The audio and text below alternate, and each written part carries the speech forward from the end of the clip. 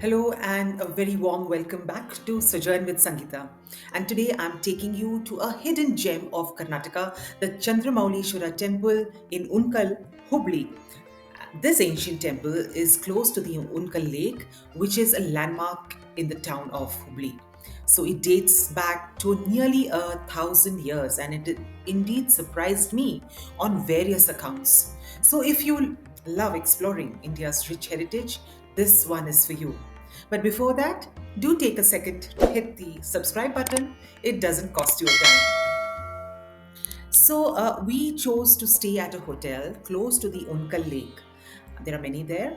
You can go to your booking.com and choose, the what suits you. And the maps told us that the temple was very close to our hotel. But surprisingly, there was not a single signage board leading us there. We had to keep asking as the maps kept saying that we had arrived at the destination. Now that was quite frustrating.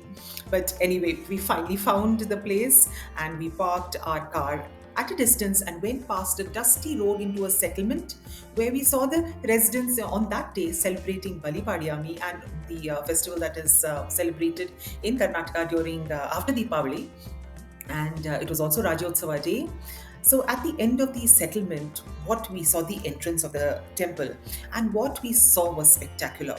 Who would ever imagine that amidst the unplanned area was this gem? Well, that's how it is. Anyway, to give you a historical detail, the temple was built during the reign of the Western Chalukyas, also known as the Kalyani Chalukyas, who ruled parts of the southern and central India between 10th and 12th centuries. And as we have discussed in the previous videos, do go back and check out my other video on the Lakundi and Gadag temples of North Karnataka. Well, so this Kalyani Chalukyas, this dynasty, is celebrated for its remarkable contributions to the South Indian temple architecture. And the Chandramaulishwara temple at Unkal is definitely a testament to their craftsmanship. Now, the popular story that is attached to this temple says that the Chalukyas wanted to show off their architectural prowess and showcase their power and wealth to their adversaries. And it is said that the temple was built overnight by a group of artisans and sculptors.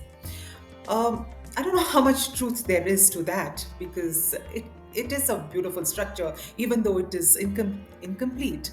But what they, as the story goes, and as it is popularly believed, the temple was constructed in a night. But really, I wouldn't know why they would want to do that.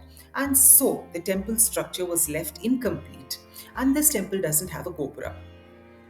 But anyway, if it is indeed true, the outcome is still fabulous considering how we struggle to lay roads and finish our metros even after years in present times. I mean, I'm just wondering, did the Chalukyas hire aliens?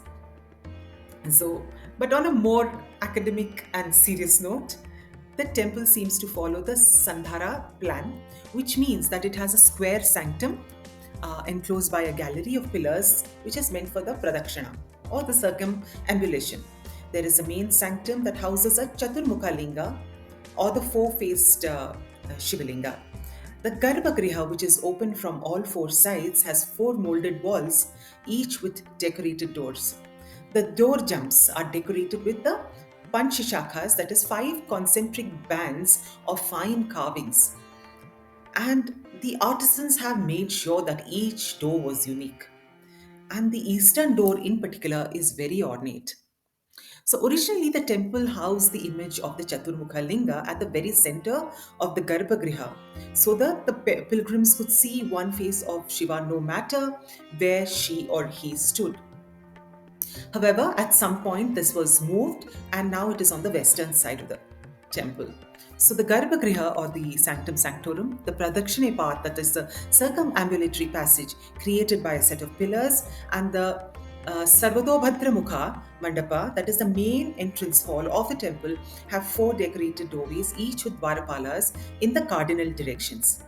The temple layout also integrates the Ardha Mandapa, which is the half open halls that functions as the Antaralas. An Antarala in temple architecture is a small antechamber or vestibule that connects the inner sanctum, that is the Garbhagriha, to the pillared hall, that is the Mandapa. So, and in addition, there are two statues of Nandi, one at the entrance of the temple, facing the two Shivalingas.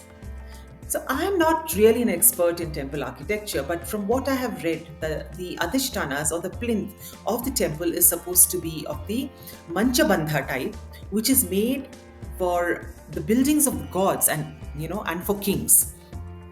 So it has a first row with the carved flowers. The next has alternating figures of a horse and elephant in the row, and above this are the Vedikas and the musicians.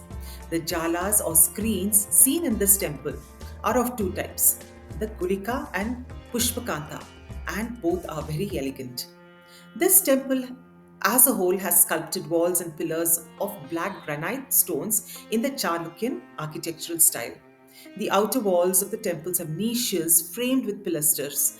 These depict a galaxy of deities and Hindu and all the from various legends and traditions within Hinduism.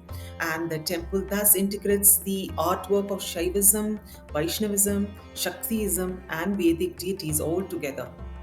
Much of the studies in uncovering these details were done by scholars and historians like Henry Cousins, a Scottish archaeologist, and it has been documented in the book The Chalukyan Architecture of the Canaries Districts. Yes, Karnataka was known as Canara at that time. So, a special event noted here is that on Shivaratri day, that falls in the Gregorian months of either February or March, it is observed that the sunlight falls directly on the Shivalingam. So, having seen this beautiful temple, after this visit, we proceeded to go to the Veeranarayan temple of Gadag, about which I have already made a video. And I will link that there. And so please check that out if you have not. And I hope you have enjoyed this video. Let me know in the comments. And and also you can also go to the video that I made on Lakundi, which will also be linked below. And it would be great if you hit the like and the subscribe buttons, and that would be very encouraging. And so until next time, it is Namaste from me, Sangeeta Venkatesh, and keep sojourning with me.